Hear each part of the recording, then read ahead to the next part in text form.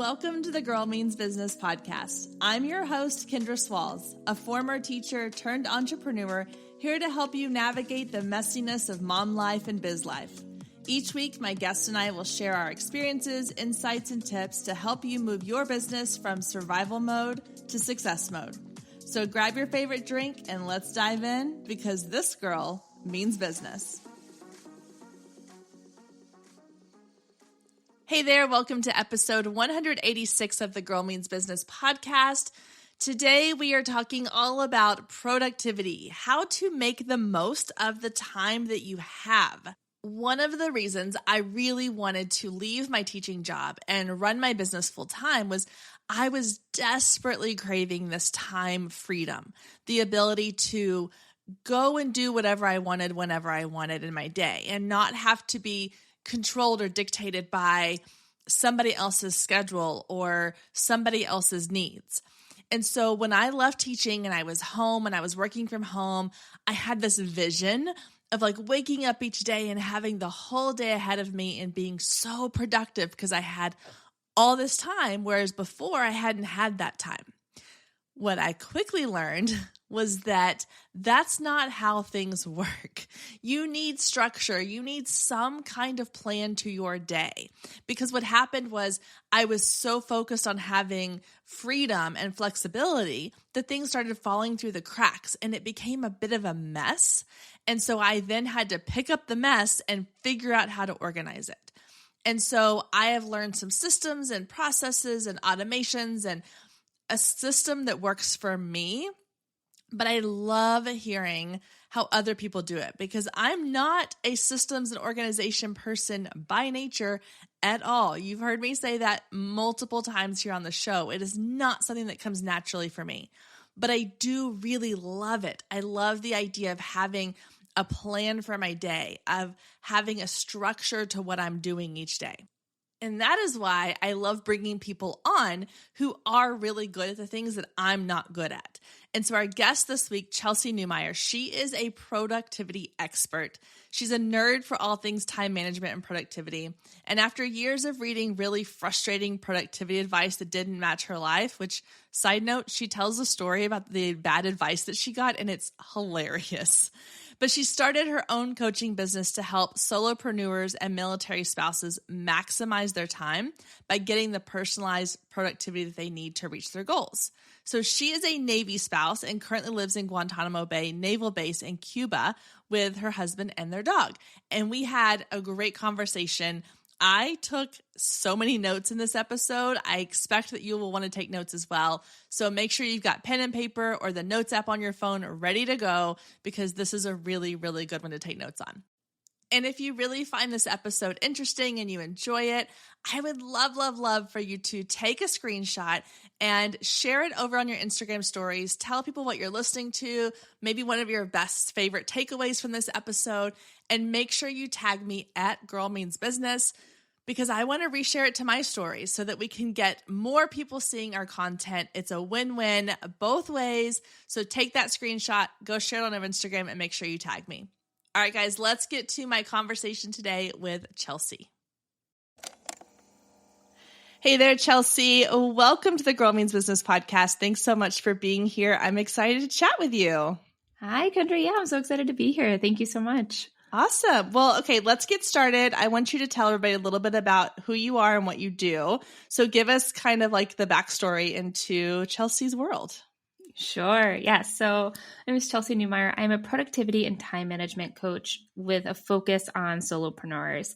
And I was inspired to start this business after reading some really terrible productivity advice. I've always been like a huge time management and productivity nerd, right? So I was definitely that kid who had like a color coordinated to-do list and always had a planner with me at all times. But I was doing some kind of standard reading, decided like to educate myself on the topic. And at the time I was tutoring and working with high school students on executive function. So just adding to my repertoire. And this book I read that was kind of the last straw talked about this gentleman who was, very high up in some executive at some big company. And he talked all about how he would take a nap in the middle of the day to recharge. and how he had his assistant just prepare everything for the day. So he would walk in and just have it all prepared, and how we would multitask during meetings by reading articles and half listening. And I was so frustrated by that advice because it just was so opposite of the kind of world that I lived in and the kind of world that my friends and my colleagues at the time. I was working in a kind of more traditional office and going in every day. And I was laughing to myself like, okay, great. Who's going to tell my boss I need a couch in my office? Or some of the other productivity advice of like blocking these long chunks of time out on our calendar for deep work. Like, great. All right. So am I just supposed to like tell my boss I can't talk to her for 4 hours, right? Like it just was so impractical. And so I was really inspired to make productivity more accessible and more personal for especially entrepreneurs, especially solopreneurs who started this business because they wanted that time freedom. They want to be able to create a schedule that works for them in their life, but also reflective of the fact that we all have different lives. We all have different kinds of businesses. We may have children or pets or partners who have different types of schedules that we need to adapt to. And we can't approach our schedules in this kind of, lock the door, turn off everything, and just purely focus 100% of the time.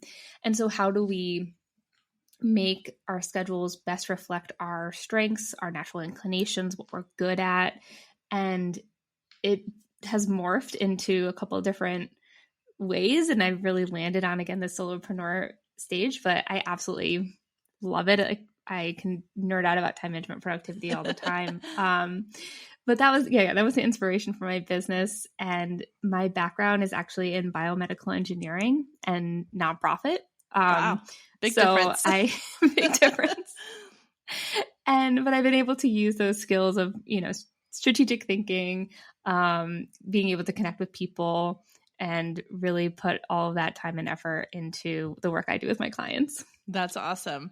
Well, from someone who is not like a naturally organized, scheduled person, like when you were talking about like color coding and planners on, like that's like something I aspire to. I really do. I admire those people who are like super organized and have a plan for everything. And I am just so like, I try every year. I buy a planner, I buy markers, and I'll make it through. I made it through to almost July of this year, and then summer hit and like it all went out the window. Yeah. But I think that's so amazing. And there's a lot of people, I think, like me, especially people who are creative entrepreneurs who were like, we got into building a business because we want to be creative and we want to have freedom and flexibility and all these things. And then we realize, oh crap, I still need some structure. I still need some like something that guides me in the right direction of like how to actually be productive in my day. So that's where you come in. So I'm going to be playing the role of myself here of this conversation of I need help with this. So so I'm excited. So let's kind of dive in and talk about like, so explain to me maybe a little bit of the difference in helping solopreneurs with time management versus like other people, other industries, other even like other entrepreneurs who have maybe a team of people. Why specifically solopreneurs? Absolutely. So again, some of the productivity advice out there, I think, or things that we hear or see a lot on Instagram, especially if you're following a lot of similar business accounts, is all about outsourcing or, again, this advice that doesn't necessarily match. And so I think with solopreneurs, they don't necessarily have the resources yet just to start outsourcing everything that they have to do. And as solopreneurs, as even the small teams, maybe you do have a virtual assistant, there's a lot we have to do. There's social media management, there's the actual client work, there's back-end finances, right? There's all of these things that are kind of swirling in our head at any given time. And so recognizing that solopreneurs have to be making sure that we're working on the right thing at the right time. That's really how I define productivity, is making sure that you're doing the thing that's going to get you closest to your goals, right? What are the most important things? And, I was laughing a little bit when you're talking about the color coding and everything, because it's also what's fun for me is to get to listen to everybody's different life, the different things that they're working on in their business, and craft and help them create a schedule that not only helps them excel, but also teach them the skills so that when crap hits the fan, you can adjust accordingly. Like you have the skills and the tools you need to reschedule, reshuffle, retool, and trust yourself that you're going to be able to jump right back into what you need to be doing. And so that's why, like I said, I really love that entrepreneurial space and specifically solopreneurs who just don't have anyone to delegate to yet. When I'm working with someone who works in a more creative or a more traditional office space, I had a client who was actually a lawyer on Capitol Hill. And so with her, it was really more about that project management, how to talk with her boss about setting boundaries.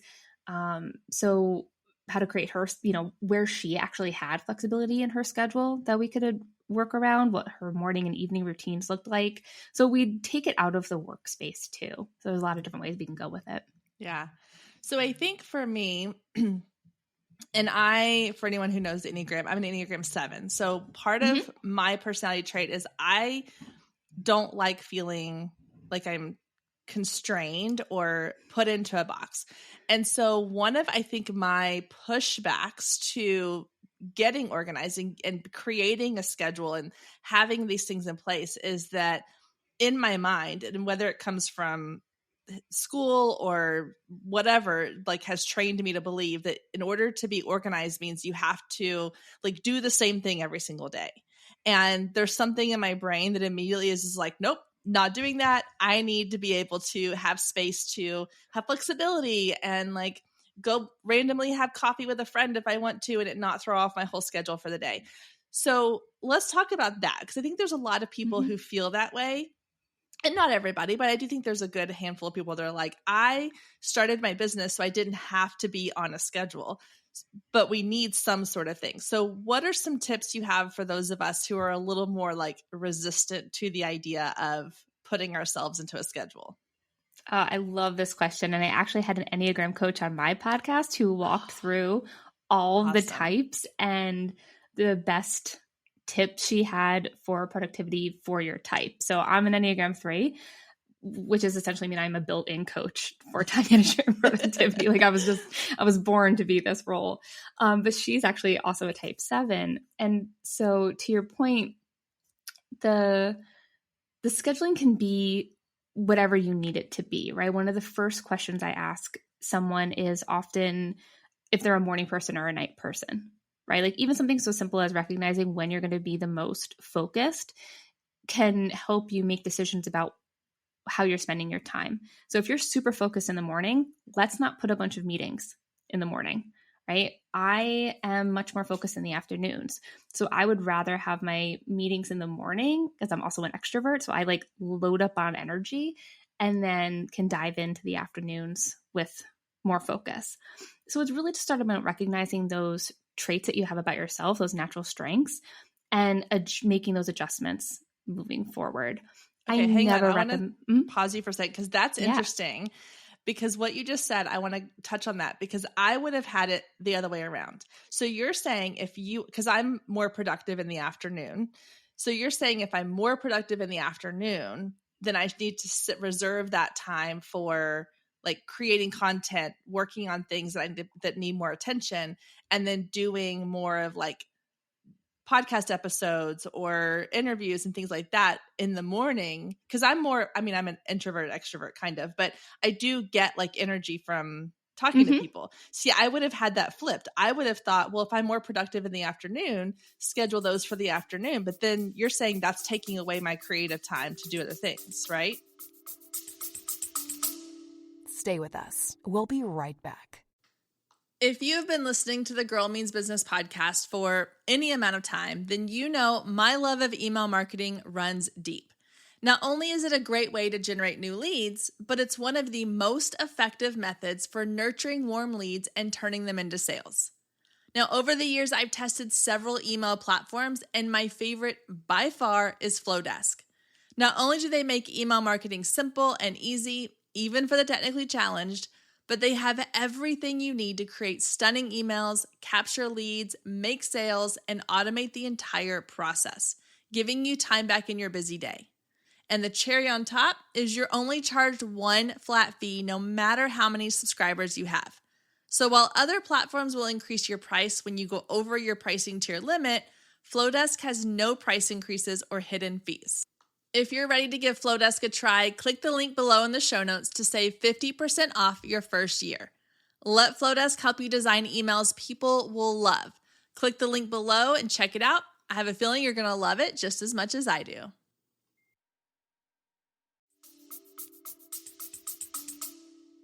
Well, it's more focused, right? So it's also asking yourself, do you need to be more focused while you're doing podcast work, or do you need to be more focused while you're creating content, for example? Which are you more easily to get distracted, right? Like, Okay. I love talking to people, so it's super energizing for me.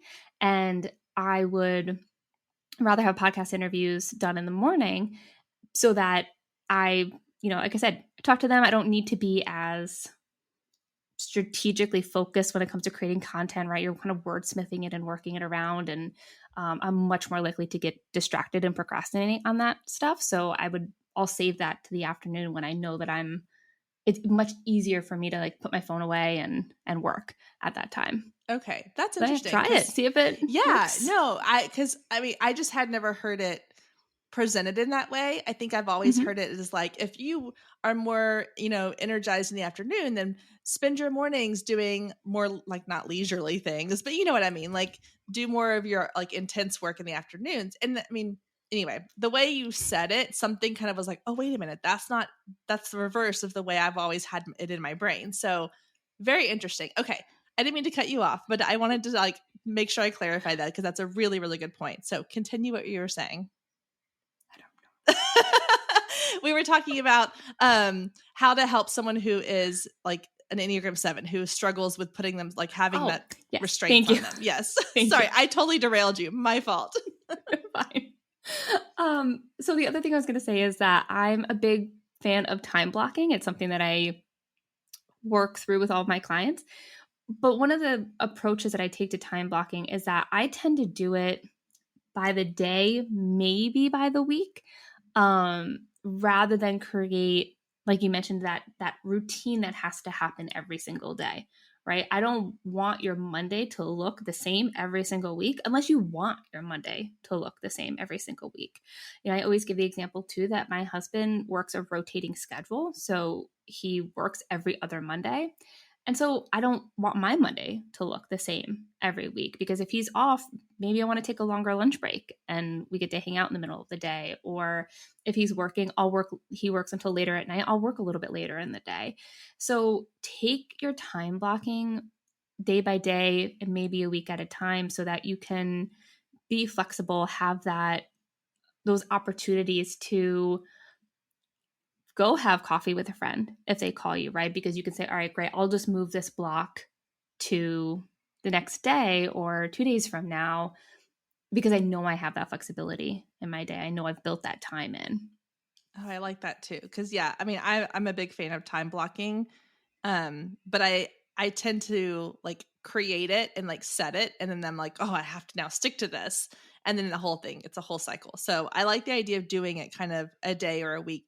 I think a week is good because you can kind of look at your week and go, okay, I've got these things. I've got, this is personal, this is work, this is kid related, whatever, and kind of figure it out based on that instead of having to stick to like every week looking exactly the same. That's really smart.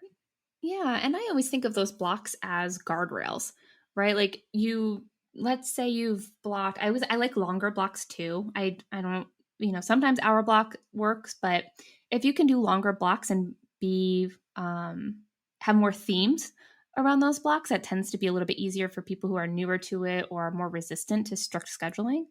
So let's say you have a 2-hour content block set. Like I said, they're guardrails. So if something comes up, if you get a phone call from a client or something happens in your family, if you're working from home, you can manage that, but you know what you're coming back to. You're not going to waste that 15, 20 minutes of time trying to figure out, okay, where was I? What was I working on? Like, okay, nope, still in my content block. This is what's coming up next. This is what I got to get back into. Oh, I like that too. They're guardrails. Yeah. Okay. So let's kind of go into the blocking a little bit more. So let's say that you have sat down, you look at your week, you're like, okay, I know I'm most focused in the afternoon. So from like noon to 3, when I go pick up my kids from school, that's going to be my, focused work time, content creation block. We'll just say content creation block. And then this happens to me more times than I like to admit. I will say, okay, I'm going to have my lunch. I'm going to sit down and I'm going to like get all this stuff done during that 3-hour block. And then I sit down and I'm like so overwhelmed with all the things that I need to do that I end up doing really nothing or like bare minimum. So how can we, within our blocks of time, make sure we're being as as productive and efficient as we need to be? Such a great question, because yes, absolutely happens. And I have a couple of different words for this. My favorite trap that can happen, I like to call procrastinating. And that's when we think we're being productive by spending the whole time planning what we're going to do instead of like actually accomplishing it, such as rewriting your to-do list or time blocking your week, anything that is duplicate of what you've already done. But it is my favorite way to procrastinate, right? So one of my kind of tips for this is really making sure that you're planning what you're going to do the night before, right? You want to walk into that block knowing what you're going to be working on. So again, let's pick on this 3-hour block of content time. Being realistic about what you can get done in that time is also important. So if you think that in 3 hours you're going to schedule 10 Instagram posts, write 2 blogs, and edit a podcast, like that's probably not going to happen in that time, right? So one, being really realistic, which takes practice, right? You're going to have to just kind of get into practices about estimating how long those things take. So give yourself grace, take time, take practice.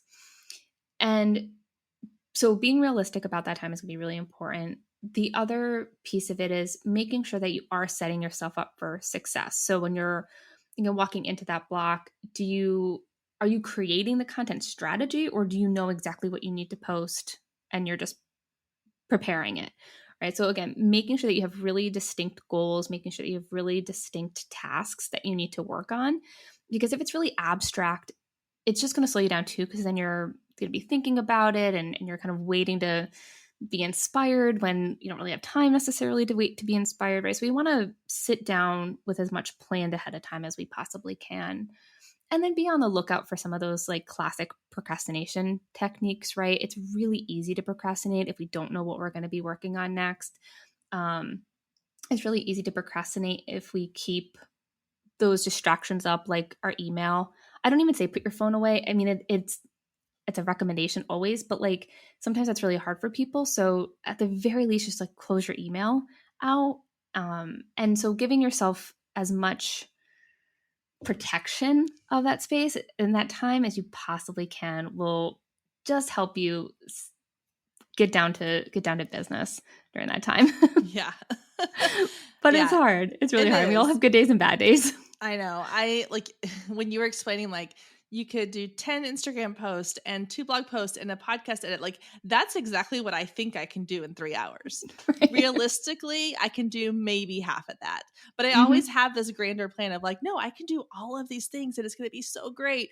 And then the next thing I know, I'm like, I've scrolled Instagram because I was looking for one thing and I ended up on like this rabbit hole of other things for 30 minutes. It's So I like to eliminate as many distractions as possible. I love the iPhone, like the do not disturb feature of my phone. I do it on my computer too, because it never fails. I will turn it off on my phone and then I'll get notifications on my laptop. And I'm like, no, that's not helping. It's defeating the purpose. Okay, those are awesome tips. So let's go into some maybe like tools that we can use. So do you have any like time management tools that you recommend as far as for helping solopreneurs? I am like painfully antiquated when it comes to some of this stuff. My to-do list planner, I don't use a planner. I use a piece of paper every day. So my kind of strategy is I do a brain dump every week. And so this is where every week I write down all of the things that I can possibly think of that are in my brain into a notebook. It doesn't matter if it's work related or home related or life related or something 6 months in the future or it's something that has to be done in the next 6 minutes. I just get it all out of my head. and I reorganize it by priority. And then I literally take a half a sheet of paper that was used or printed on the other side and write my to-do list on that every day. I keep my to-do list about 3 to 5 things max. You can always add more, but I don't recommend more than 5 because things just get added to the list, right? Like let's start with 5, knowing that the day is going to end at 7, rather than starting at 7 and ending up at 12. So that's my tools there. I always calendar digitally because otherwise I will absolutely double book myself. But from a practical kind of focused tools, I always ask myself if there's a faster way to do something. So sometimes it's really simple things like if you are constantly using the same folder or files, bookmark it rather than digging down to it every time. Make sure that you have all of the websites that you need handy, just super accessible. Make sure you save all the logins. So again, just simple things so you're not wasting time being unprepared to get into that kind of work. For my phone, I sometimes will use Do Not Disturb, but there's also some really cool settings like you can turn off, it's called Rise to Wake or Race to Wake, which is essentially when you pick up your phone, if you don't turn it off, when you pick up your phone, it'll default to show you everything, all the notifications you have. Mm-hmm. If you turn that off, your phone screen actually stays blank. Oh. And so what that does is if you're just moving your phone around on your desk, for example, and that screen pops up and you see a notification, it's really hard to resist checking. But if your phone stays black, you're probably not going to default to just checking it. I also remove distracting apps from my home screen. Like you can still search for them, but they're just not there. And that's just because our thumbs default to go into our favorite places. So if they're just not there, it just adds that extra step of resistance. I sometimes will use a website blocker as well. There's a couple different options, all great plugins, depending on the browser type you use. And that limits, to eventually kind of turn off and block you from accessing certain websites. I don't love them though, because again, as someone who in my business, I need to access certain websites. And so it's just, they're more of like a last resort kind of situation. But if anyone needs more specific information, please don't hesitate to reach out to me because I'm happy to provide more specific tools. Yeah, those are super helpful. I didn't realize the Rise to Wake thing on your phone. That's really smart because it's true. Like anytime I pick my phone up, like that's what it does is it goes right to my notifications. Yep. I will say one thing I've done, and I did not do this on purpose. It was total accident. But during COVID, everybody had all this extra time on their hands. And I was like, I'm going to create those cute little icons so that my home screen on my phone is like all really pretty and on brand. And when you do that, the nice thing about it though, is you no longer get the little notification bubbles on the apps because it's essentially, you're just creating a shortcut button to the actual app. And so that's been super helpful because I don't see like my email number pop up or my Instagram notifications or my Facebook notifications. It just shows me the app button.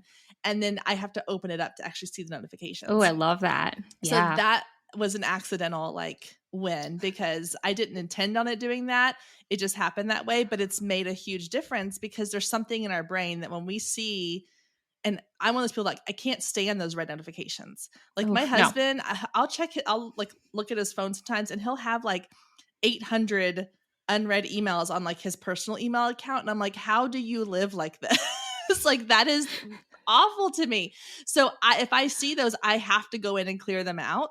And that was one of my distractions was I would sit down, I'd pick up my phone to do something. I would see that I had even 5 or 6 emails and I'd have to go in and clear them out. And that would, maybe 5 or 10 minutes, but still it's taking you away from what you were doing.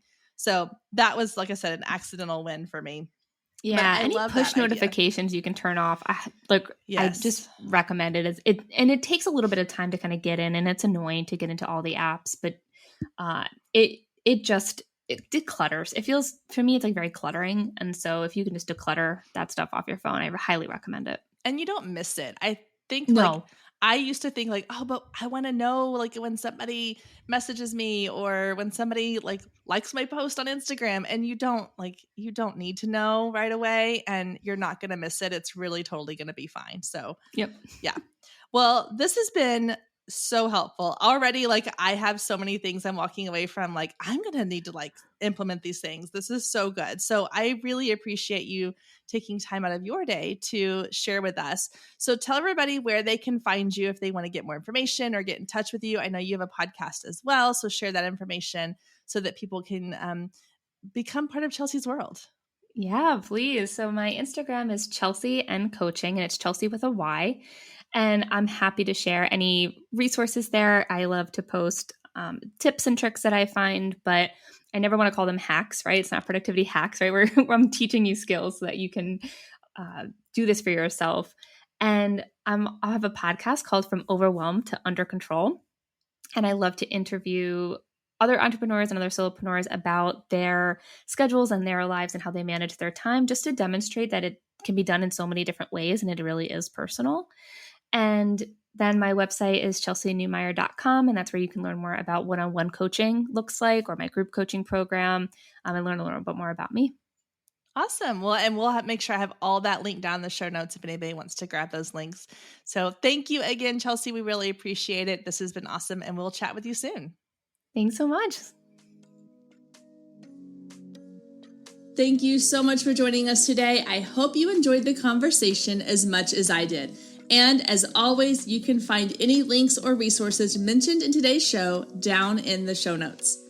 And if we're not friends outside the podcast yet, then what are you waiting for? Come find me on Instagram at Girl Means Business and send me a DM letting me know what you thought of today's episode or any of the past episodes you've listened to.